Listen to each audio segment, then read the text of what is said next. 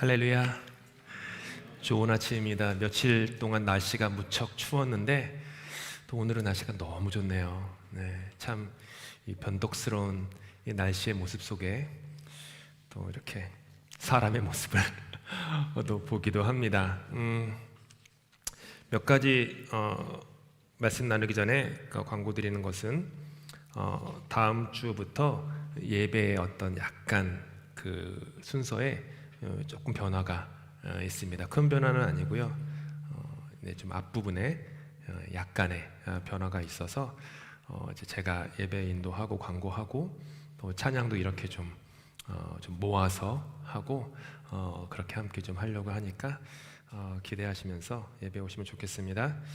수요일마다 믿음이란 무엇인가 해가지고 아브라함 성경 공부하고 있습니다. 찬양 성경 공부입니다. 찬양의 시간 주보에 보시는 대로 찬양 3곡에서 4곡 찬양하면서 함께 찬양을 통해 은혜를 받고 또 하나님께 반응하고 그리고 아브라함의 여정을 통해서 믿음의 모습을 살펴보고 있습니다. 아브라함을 잘 알면, 아브라함을 잘 공부하면 믿음의 요체가 무엇인지 알 수 있습니다. 그래서 시간과 건강이 허락하시는 분들은 수요일날 이 자리에 와서 같이 말씀 공부하면 좋겠고요. 그렇지 않으신 분들은 꼭 온라인에서 말씀 공부 개인적으로 하시면 좋겠습니다. 토요일날에는 또 성경에 대해서 또 함께 묵상하고 있습니다. 나의 사랑하는 책, 비록 헤어졌으나 어머니의 무릎 위에 앉아서 재미있게 듣던 말 그때 일을 지금도 나는 기억합니다. 귀하고 귀하다. 우리 어머님이 들려주시던 재미있게 듣던 말 그 책 지금 있으니 이 성경심이 사랑합니다 라는 그 고백처럼 우리 말씀 성경이라는 것이 이렇게 그리스도인들에게 집에 성경책 몇 권쯤 있으신가요? 10권 정도 이상은 있으신 분들이 많을 거고 그 중에 몇 권들이 이렇게 먼지가 자욱하게 있으시기도 할 거고 그렇게 할 텐데 그리스도인들에게 제일 가까운 게 성경이지만 또 제일 먼 게 성경입니다. 그래서 성경을 좀 읽는 그런 법에 대해서 아침에 묵상하니까 또 시간 되시는 분들 오시면 좋겠습니다. 계속해서 신방하고 있습니다. 신방하는데 이미 신방 여기 보니까 신방을 저와 제 아내와 함께 저랑 제 아내 둘이 갑니다. 하는 분들은 이렇게 얼굴을 보면 좀 이렇게 좀 낯익죠. 아무래도 제가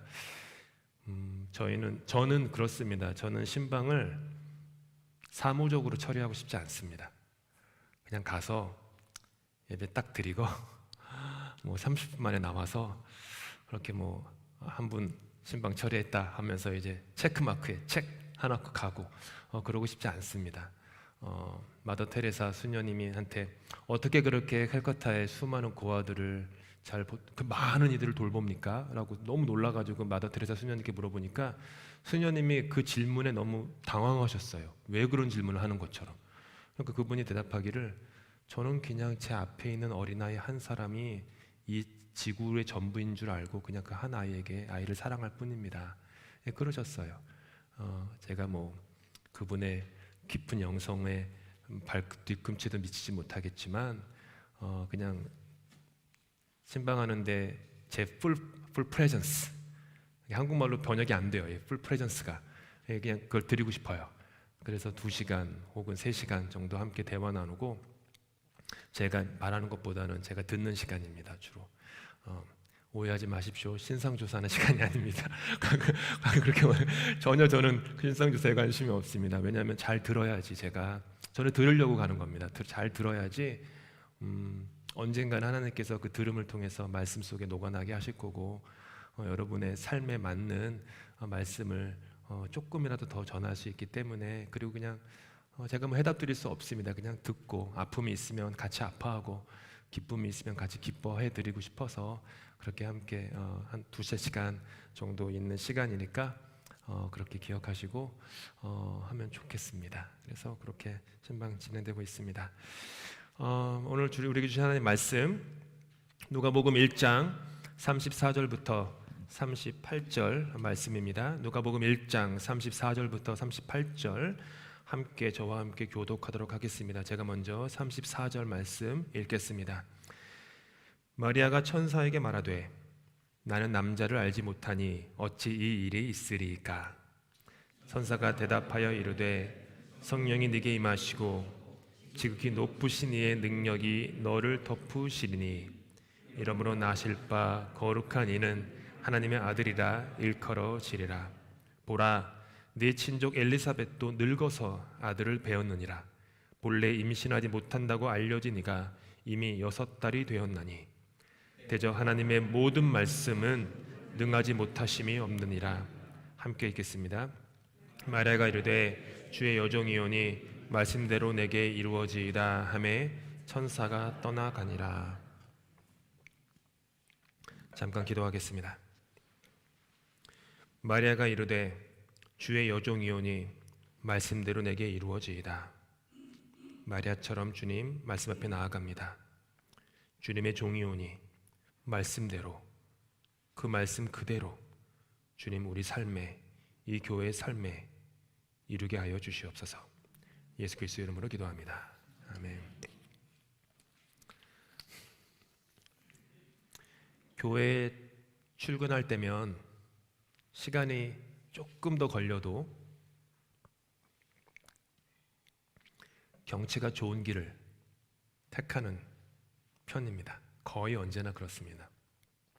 저는 운전하는 시간이 되게 중요합니다. 왜냐하면 운전하면서 늘 말씀과 혹은 찬양을 통해서 묵상하는 시간이기 때문에 그 자리가 저한테는 성소거든요. 예배 처소거든요. 그래서 늘 그랬습니다. 늘 이전에 뭐 한국 지하철 탈 때면 언제나 귀에다가 말씀이나, 그때 이제 그냥 청년 시절이었죠. 말씀을 듣거나 또 찬양을 들으면서 뭐 교회 이렇게 예전에는 1시간 반 정도 교회를 갔습니다. 지하철 타고 1시간 반 정도 매주일마다 교회를 가고 오는 시간 3시간 아닙니까? 근데 그 시간이 한 번도 길게 느껴진 적이 없었어요. 3시간 정도 하나님과 제가 깊이 교제하는 그런 10대, 20대 시절을 보냈습니다. 운전하는 시간도 똑같아요. 여기는 뭐 그만큼 길지는 않지만 이렇게 좀 좋은 경치에서 조금 한가한 곳에서 다니면서 말씀을 깊이 묵상합니다. 주로 앰블사이드 언덕길을 마치 완보하는 것처럼 지나면서 마음의 평온함을 이렇게 찾고요. 그 다음에 이제 길을 꺾어서 웨스턴 대학을 일부러 지나갑니다. 젊은이들의 열정과 그 호기심을 잃지 않기 위해서 굳이 그 길로 꼭 지나갑니다. 그리고는 길을 꺾어서 리버사이드 언덕길을 올라탑니다. 그리고 나면 언제나 보시는 것처럼 잘 하시는 마운트 플레전트 공동묘지를 지나갑니다. 매번은 아니지만 간혹 지나가다가 멈추곤 합니다. 묘지가 참 큰데 묘지 중간쯤에 차를 세우고 이렇게 혼자 걷습니다. 그러면은 묘지에 이제 그 다람쥐들이 훈련이 되었는지 제가 오면 저한테 와요. 두려울 정도로 저에게 다가오더라고요. 막 다가오는데 제 한 2m 정도, 1m 정도 앞에 딱 멈춰가지고 서 있어요. 이렇게. 뭐죠? 먹을 거 달라는 거죠. 이제 그랬나 봐요. 그 지나가는 사람들이 먹을 걸 많이 주셨는지 애들이 훈련이 잘 돼 있더라고요. 그래가지고 그냥 제가 조금만 걸으면은 와가지고 뭐 어제도 걷는데 한 7, 8마리가 저한테 막 몰려오는데 이거 이러다 큰일 나는 거 아닌가? 왜냐면 제가 어렸을 때 초등학교 때 다람쥐에 한번 물려가지고 혼난 적이 있어가지고 다람쥐가 물었어요. 한국에 있을 때 물어가지고 그 얼마나 세게 물었는지 이빨 하나 뽑아가지고 이빨이 손가락에 꽂혀 있었거든요. 그래가지고 이게 뭐지? 그 트라우마가 있어가지고 얘네들이 나 올라타면 안 되는데 이제 그런 마음으로 없어 한국말로 한국말 알아들을지 모르겠지만 없어, 먹을 거 없어, 다음에는 갖고 올게 이러면서 이렇게 보냅니다. 그러면서 작기도 하고 크기도 한 다양한 비석들을 가만히 바라봅니다. 제각각인 비석이지만 거기에는요 몇 가지 공통점이 있습니다. 우선 거기에는 한 사람의 존재를 담은 이름이 적혀 있습니다. 그리고 그 밑에는 그 사람이 태어난 연도와 왼쪽에 적혀 있겠죠. 돌아가신 연도가 화면에 보시는 것처럼 적혀 있습니다. 그리고 그분의 탄생과 그분의 죽음 사이에 아주 짧은 대시 하나가 놓여 있습니다. 한 사람의 인생 자체가 화면에 보시는 것처럼 저렇게 짧은 대시 하나에 그냥 다 담겨 있습니다. 찰나와도 같은 인생입니다. 이 험한 풍파 세월 언제 지나가나 답답하실 때도 있지만 결국 여러분과 저의 인생은 그 몇 센치 안 되는 짧은 대시 하나에 다 담기는 게 우리 인생입니다. 짧은 대시 하나에 밖에 담겨지지 않는 인생인데 누구를 미워하고 누구를 시기하고 누구를 경쟁할 시간이 어디 있습니까? 주님께서 주어진 부르심의 삶을 살기에도 찰나와도 같은 게 인생입니다. 그렇게 짧은 대시에 담긴 한 사람의 인생은요, 그 대시 왼쪽에 있는 시작, 그 대시 오른쪽에 있는 끝조차도 비석에 적혀 있는 그 사람이 자기의 힘과 자기의 의지대로 조금도 할 수 없었던 능함이 없는 인간의 현실을 고스란히 보여줍니다. 이토록 저와 여러분의 인생은 능함이 없는 인생입니다.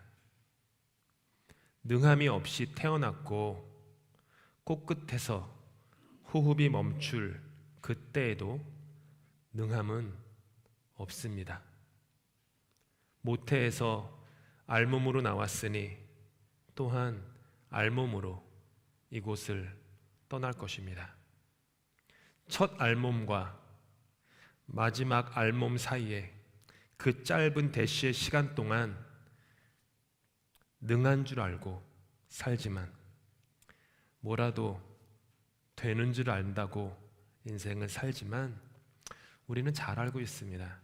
그것이 얼마나 허상인지를 너무 잘 알고 있습니다. 오늘 본문 37절에 능하지 못하다의 원문이 아도나테오입니다. 아도나테오. 이 뜻이 할 수 없다, 힘이 없다, 연약하다의 뜻을 가지고 있습니다. 이것이 저와 여러분의 엄중한 현실입니다. 이루고 싶은 것 다 이룰 수 없습니다. 되고 싶은 사람이 될 수도 없습니다. 배우자 앞에서도 능함이 없습니다. 어린 자녀 앞에서도요, 능함이 없습니다. 잘 아시죠? 여러분이 아무리 그토록 사랑하는 자녀들에게 여러분이 능함이 없다라는 그 부모의 현실을 너무 잘 아실 것입니다. 점점 나이가 들어가고 약해져가는 부모님 앞에서도 자녀된 우리는 조금도 능함이 없습니다. 세상은 우리에게 말합니다. 능함 있는 척하라고, 약한 모습 보이지 말라고, 안 그러면 깔본다고. 하지만 그래 보았자 그것은 거짓의 허상 위에 지은 모래성에 불과합니다. 한번 생각해 보십시오. 지금까지 인생 사시면서 여러분 안에 있는 여러분 마음 하나 제대로 다스리신 적이 있으셨습니까? 내 마음 하나 내가 스스로 다스릴 수 없는데 어찌 우리가 능함 있는 인생이라고 감히 말할 수 있겠습니까? 몸은 또 어떻습니까? 내 몸 하나 내 뜻대로 하지 못하는데 나에게 무슨 능함이 있겠습니까? 탄생도 죽음도 내 뜻대로 못하는데 나에게 무슨 능함이 있겠습니까? 탄생과 죽음 사이에는 그토록 짧은 대쉬 하나뿐인데 무슨 능함이 있겠습니까? 우리가 그토록 존경하는 성경의 모든 인물들은요, 능함이 없는 인생들이었습니다. 모세에게는 능함이 없었습니다. 능한 줄 착각하며 이집트의 왕자로 40년을 보냈지만 정작 그가 할 수 있는 것이라곤 털끝만큼도 없었고 한순간에 살인자요 도망자 신세가 되어서 미디안 광야로 도망쳐야만 했습니다. 광야에서는 능함 없는 존재로 장인 이드로 소유의, 자기 소유도 아니었어요, 장인 이드로 소유의 양떼를 돌보는 초라한 양치기가 되어서 40년의 시간을 또 그렇게 흘려보내야만 했습니다. 나이 80에 가시떨기 나무에 붙은 불이 타지 않은 채 들리는 하나님의 부르심이 있었지만 80 노인 모세의 첫 반응은 저는 말을 못하는 사람입니다. 제발 보낼 만한 사람을 보내십시오 라는 것이 하나님의 부르심에 대한 그의 첫 반응이었습니다. 사사 기드온은 능함이 없었습니다. 우리가 기드온과 300용사 하면서 능함이 있는 기드온을 주일학교에서부터 배워가지고 그렇게 생각하시지만 기드온은 능함이 있는 사람이 아니었습니다. 미디안 족속의 강력한 군사적 위협에 겁을 잔뜩 먹은 채 그는 큰 포도주 틀 속에 숨어서 밀 이삭을 타작하고 있었습니다. 한번 상상해 보세요. 미디안 군대들이 너무 무서워서 그 와인을 만드는 큰 즙착기가 있는데 그게 컸어요. 한 몇 미터가 됐는데 그 안에 들어가 가지고 아무도 안 보게 들어가서 그 속에다가 밀을 놓고서는 밀을 이렇게 까는 그 초라한 인생의 모습, 겁먹어서 두려워서. 그런 그에게 주님의 천사가 가셔서 내가 너를 좀 써야겠다 말씀하니까 기드온의 대답은 이것이었습니다. 나는 능함이 없습니다. 내 가문은 이스라엘에서 가장 약한 가문입니다. 게다가 저는 그 집안에서조차 가장 어린 사람에 불과합니다. 선지자 예레미야를 하나님이 부르셨습니다. 내가 너를 써야겠다. 근데 그는 능함이 없는 자신의 가슴을 치며 탄식합니다. 그렇게 말합니다. 하나님께 주님, 저는 말을 잘할 줄 모릅니다. 그리고 아직 저는 너무 어립니다. 손사래를 쳐요. 지난 9월 18일부터 3주간 함께 묵상한 사가랴와 엘리사벳 역시 이미 나이가 너무 많이 들어버린 능함이 없는 노부부였습니다. 어린 사람이나 인생의 경험이 풍부한 나이 든 사람이나 어느 누구나 능함이 없습니다 하고 주님께 손사래를 쳤습니다. 그동안 바울 인생의 예화를 자주 들었습니다. 사울 왕처럼 위대한 인물이 되라는 아버지의 유지를 받들어 그는 10대 중반의 나이에 먼 유학길에 올라 당대 최고의 법학자 가말리엘의 제자가 되었습니다. 조기 유학 많이 오지 않습니까? 조기 유학. 런던에 조기 유학 오는 친구들의 대부분은 다 부모님 중에 한 분이 같이 오거나 혹은 가디언에게 돈을 주고 가디언을 통해서 보호를 받는 그런 유학 생활을 합니다. 바울은요 그러지 않았어요. 15세쯤 되는 그 어린 소년이죠. 야망이 얼마나 불탔는지 혼자서 800km를 혼자 걸어가서 예루살렘에 와서 조기 유학을 한 사람입니다. 대단한 사람이에요. 혼자서 나 가겠다고. 내 고향 다소에서 있으면 나는 큰 사람 못 됩니다. 그래가지고 혼자서 그냥 800km 걸어가지고 갔던 거예요. 얼마나 똑똑했든지 당대 최고의 법학자 가말리엘의 문화가 돼가지고 수제자가 되어서 공부했습니다. 너무 공부를 잘했어요. 그래가지고 법에 정통한 소수의 사람만 입회가 허락되는 바리새파에 들어간 것, 그의 나이 고작 20대 초중반이었습니다. 다 자기보다 나이 든 사람들이 바리새파 입회가 되었는데 이 가장 어린 바울, 그때 사울로 불렸죠. 자신의 능력으로 하나님과 민족에게 큰 기여를 할 수 있다고 굳게 확신했습니다. 그래서 하나님의 대적이라고 여겨진 그리스도인들을 붙잡고 그들을 죽이는 일에 가장 앞장섰습니다. 그때 바울의 모습을 사도행전 9장 1절은 우리에게 이렇게 알려줍니다. 함께 읽겠습니다. 시작. 사울은 여전히 주님의 제자들을 위협하면서 살기를 띠고 있었다. 거기까지. 자신에게 능함이 있다고 살던 그에게는 위협과 살기가 가득했습니다. 이게 인간이에요. 내가 능함이 있다고 살면 나에게는요, 언제나 위협과 살기가 등등하게 됩니다. 자신이 혹은 어떤 그룹이 능함이 있다라고 착각하게 되면 그 그룹은 위협과 살기가 가득한 그룹으로 변합니다.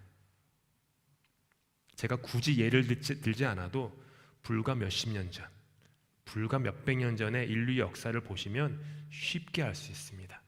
언제나 그렇습니다. 우리는 능함이 있어. 우리 민족은 능함이 있어. 우리 피부색은 능함이 있어.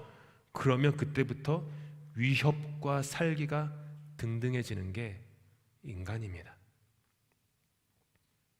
그래서 어떤 일을 하냐 하면 타인의 죽음으로 말미암아 자신의 옳음과 자신의 삶을 증명하는 그런 어리석기 그지없는 삶을 살아갑니다. 무슨 말씀인지 이해되세요? 다른 사람을 죽임으로 말미암아 내가 살아나는 인생, 다른 사람을 깎아내림으로 말미암아 내가 높아지는 인생, 다른 사람을 비난함으로 말미암아 내가 영광받는 인생, 다른 사람이 잘못됐다라고 함으로 말미암아 내가 의롭다라고 하는 인생, 그렇게 변질되는 겁니다. 얼마나 자신의 존재가 인시큐어하면 그렇게 타인의 죽음을 통해서 자신을 증명하려고 합니까?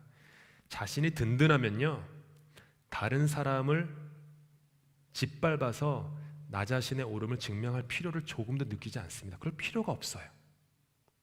조금도 그럴 필요가 없어요. 경쟁도 하지 않습니다. 그 사람은 자기 자신으로 하나님 안에 충분한데 뭐하러 다른 사람을 짓밟습니까? 뭐하러 다른 사람에게 시시비비를 가립니까? 내가 충분한데, 내가 충만한데. 그런 바울에게 주님이 찾아가셔서 그의 인생에 말을 거십니다. 밑에 있는 성경 구절입니다.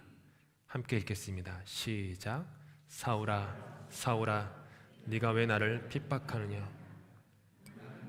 핍박하는 예수다. 자신이 능한 줄 알며 타인의 죽음으로 자신을 증명하던 바울에게 주님이 말씀하세요. 아니다, 바울, 너는 능함이 없는 사람이니 한 눈으로는 너의 죽음을 바라보고 다른 한 눈으로는 나의 전능함을 바라보며 네 남은 인생을 살아라. 이렇게 부르셨던 거예요. 이들은 모두 능함이 없는 사람들이었습니다. 오늘 아침에 함께 묵상하고 있는 어린 소녀 마리아 역시 능함이 없었습니다. 그녀는 이스라엘 역사상 단 한 명의 위인도 나온 적 없는 갈릴리 나사렛 그 산동네에서 약혼이라는 제도에 묶인 어린 소녀에 불과했습니다.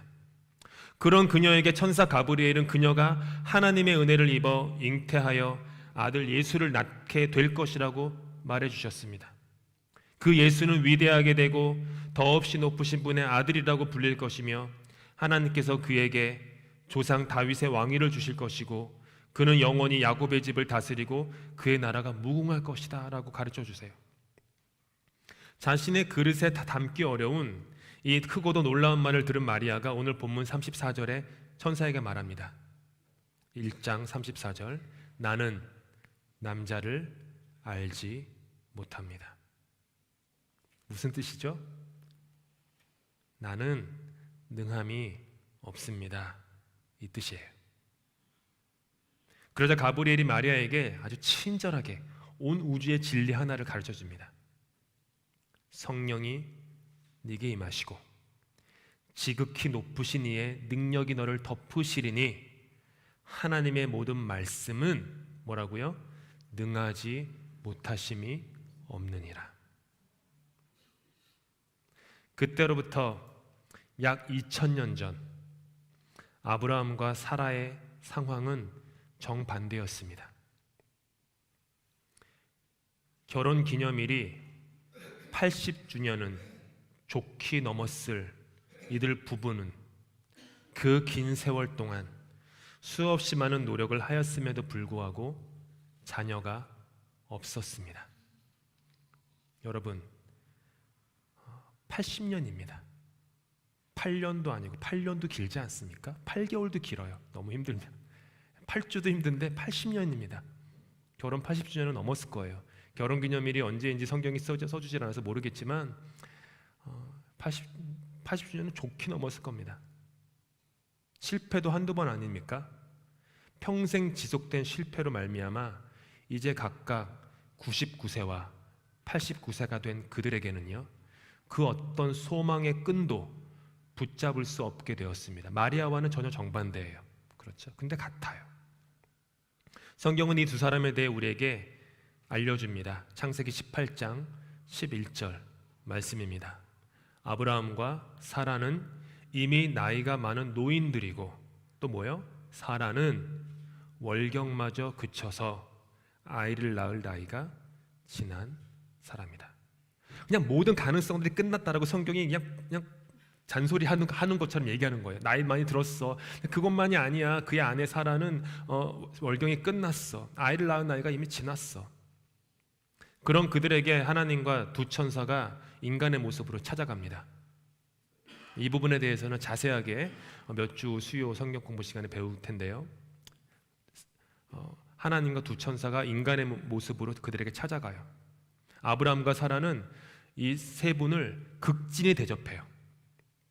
식사를 다 하신 후에 주님께서 아브라함에게 이렇게 말씀하세요. 다음 해 이맘때에 내가 반드시 너를 다시 찾아오겠다.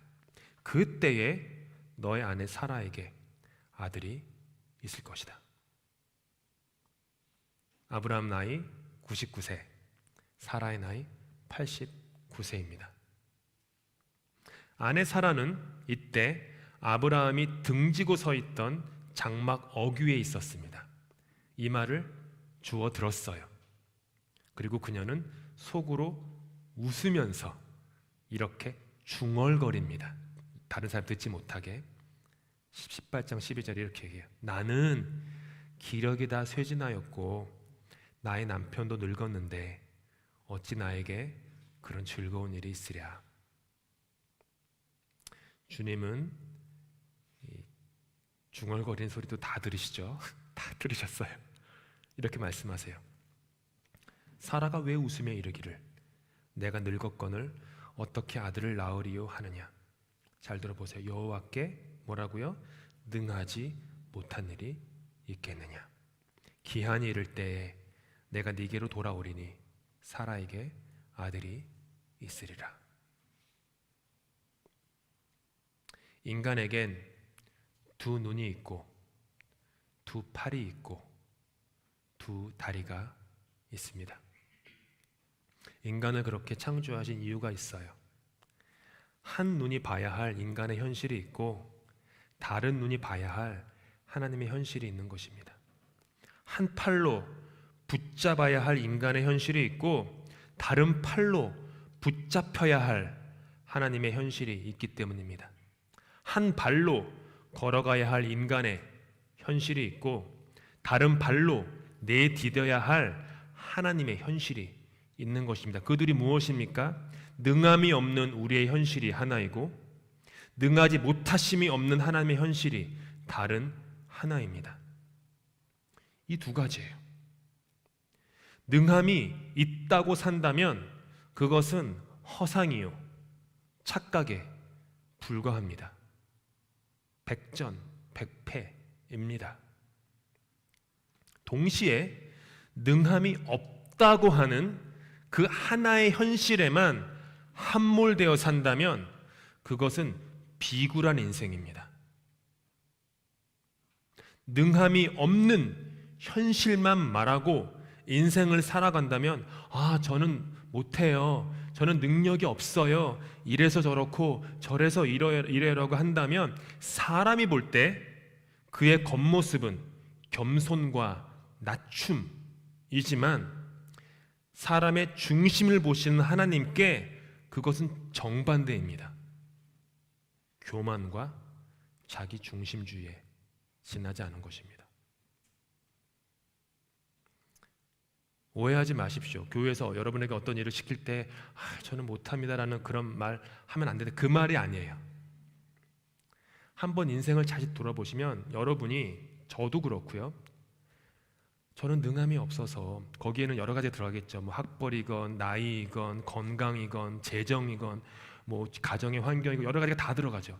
능함이 없어서 안 돼요라고 하면 겸손으로 보이는데 하나님은 그것을 겸손으로 보지 않는다는 게 문제예요. 교만으로 본다는 거예요.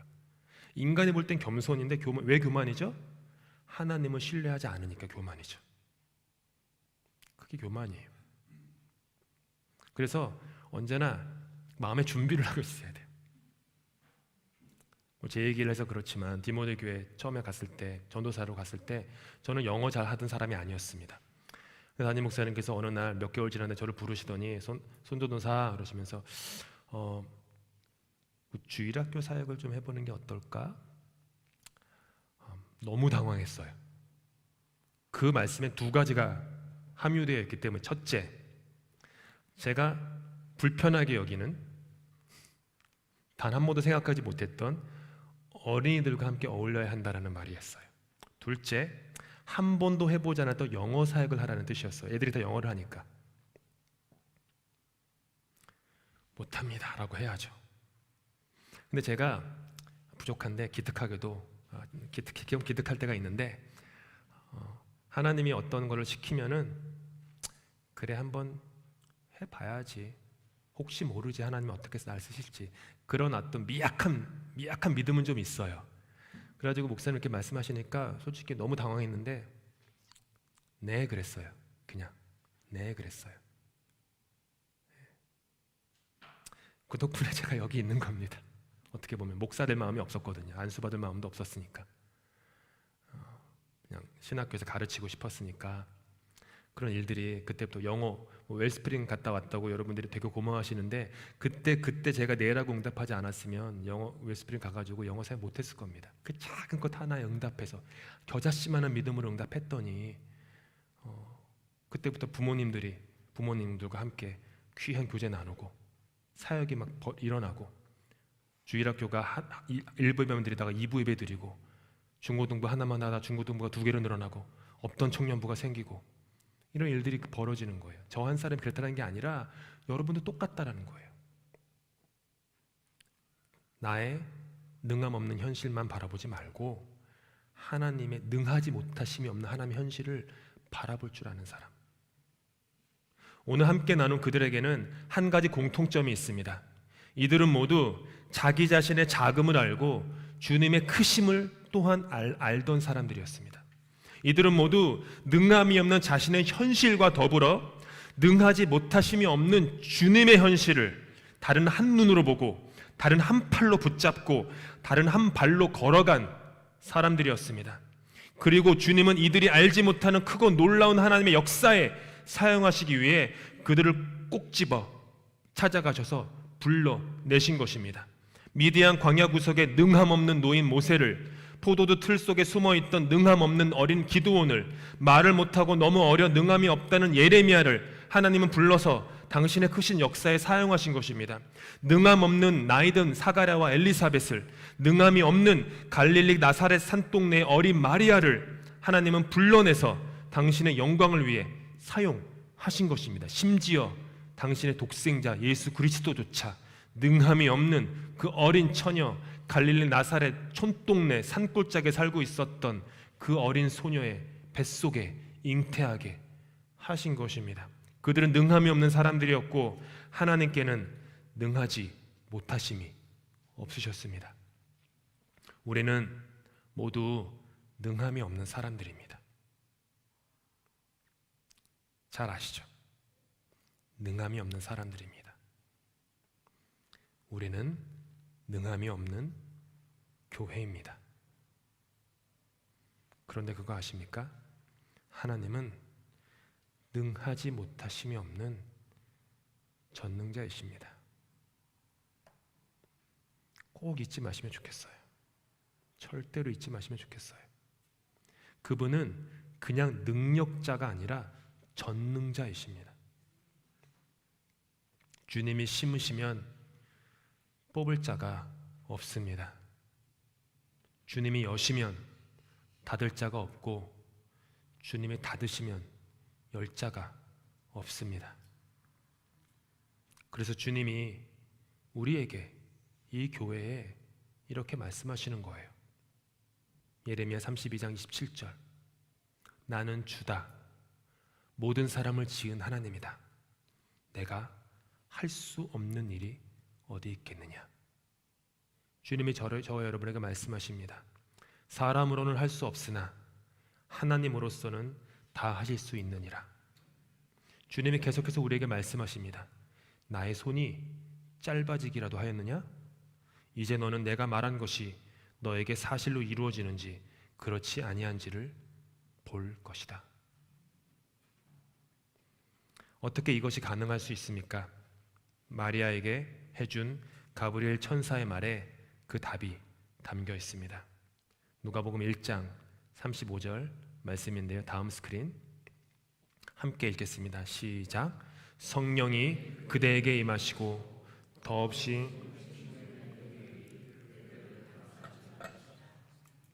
능함 없는 인생에 능하지 못하심이 결코 없으신 하나님의 성령이 임하면 되는 것입니다. 능함 없는 인생을 더없이 높으신 하나님의 능력이 감싸주시면 되는 것입니다. 그때 우리는 나 때문이 아니라 나임에도 불구하고 어디든 갈 수 있고 무엇이든 할 수 있습니다. 능함 없는 나 때문이 아니라 능하지 못하심이 없는 주님 때문에 우리의 인생에는, 이 교회에는 하나님의 놀라운 역사가 이루어지는 것입니다. 우리의 능함이라고 하는 허상을 더 이상 붙잡지 마십시오. 능함이 없습니다. 사람이 좀 더 많아진다고 능함이 늘어나는 것입니까? 재정이 좀 늘면 능함이 늘어나는 것입니까? 그러면 거기에 하나님은 어디 계신 것입니까? 하나님은 어디 계신 것입니까? 주님이 우리의 주님이십니까? 우리의 능함이 없는 현실을 바라보시고 동시에 능하지 못하심이 없는 하나님의 실상을 붙잡으십시다. 우리는 아무것도 할 수 없지만 모든 것을 할 수 있습니다. 우리는 누구도 될 수 없지만 무엇이든 될 수 있습니다. 우리의 작음을 알고 주님의 크심을 아십시다. 우리의 좁디 좁은 세상에서 나와 주님의 깊고 넓은 세상으로 들어가십시다. 믿음의 세계로 담대하게 들어가십시다. 하나님께는 능하지 못하심이 전혀 없으십니다. 주님이 하시는 놀라운 역사를 저와 여러분의 일상에서 보실 수 있을 것입니다. 주님이 하시는 놀라운 역사를 이 교회의 삶 가운데 보실 수 있을 것입니다. 우리 하나님께는 능하지 못하심이 없으니 믿는 자에게도 능치 못함이 없습니다.